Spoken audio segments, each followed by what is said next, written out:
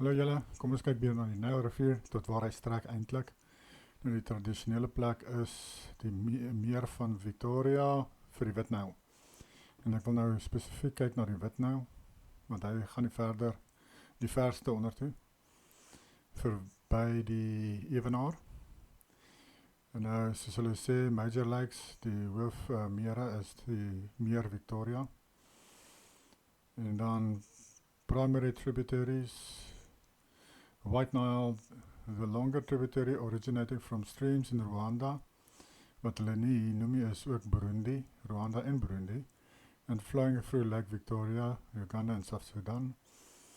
En dan sê hulle hier so, the secondary and feeder streams, die hoofstrome wat die Nile voed, en dit voed die Nile deur die meer Victoria, so hierdie strome vloei in die meer Victoria in, en van die meer Victoria af gaan het aan tot bo by Egypte, of vloei dit dan deur, en deur die Nile.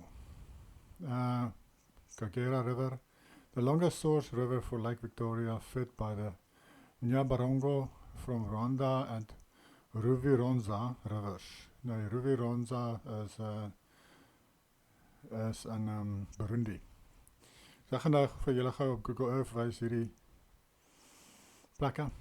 Ek het die grid lines aan hierso, opgesit vir julle, dat julle kan sien waar is die evenaar, hierso is die evenaar. Hier is waar is hy nou? Ja, daar is hy. Nyabarongo. Ek dink ek het al verkeerd gespel hier. Eens kyk,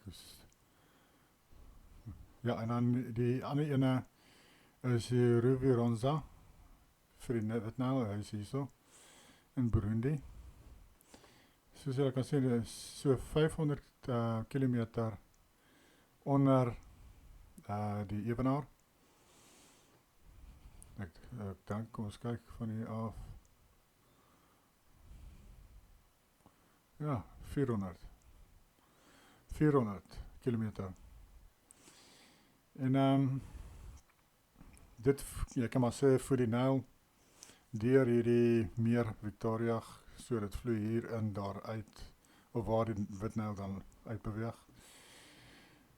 So dit is laer as die evenaar, en hoekom ek het noem, is in verband met oorkant die riviere van Kus, die rivier van Kus, wat verwys na die Nile rivier, die Gihon, en selfs vandag is dit onder die evenaar, omdat Jerusalem is net bo die evenaar hierso, daar waar die vlaggie is, Jerusalem, daar sit hy, op hierdie berg.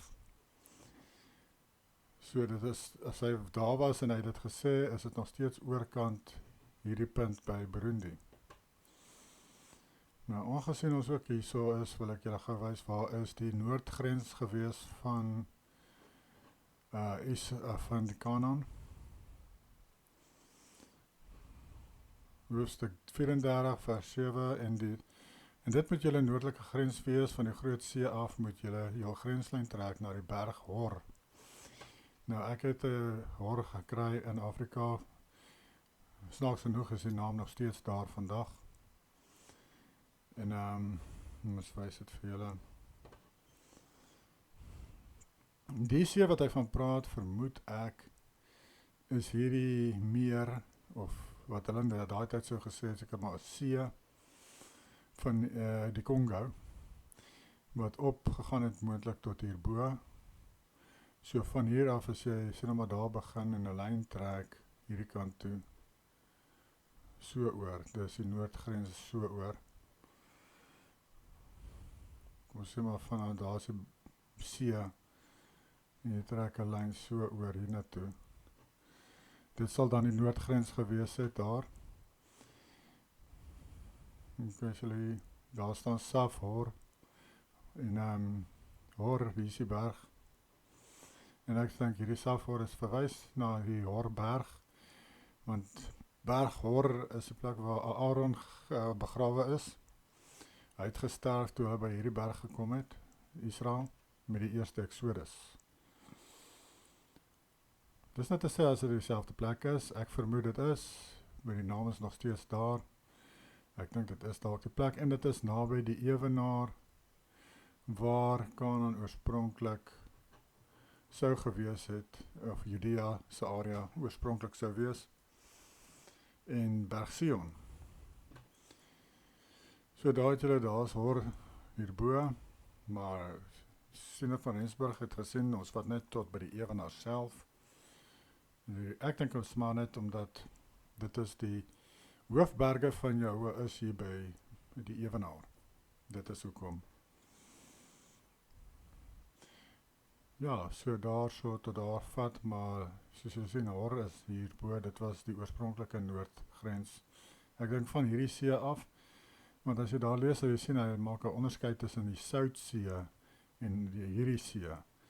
Ek dink hier was Varswatersee, binnelands, en dan het jy jou Soutsee natuurlik hierdie kant. In elk geval, dit is maar die video. Ek wil net vir julle gewys het, hier is die onderste punt van, jy kan maar sê die Nyl van vandag, hier by Burundi. As julle gewonder het. Nog 'n brokkie inligting vir julle. Groete, praat weer volgende keer. Bye.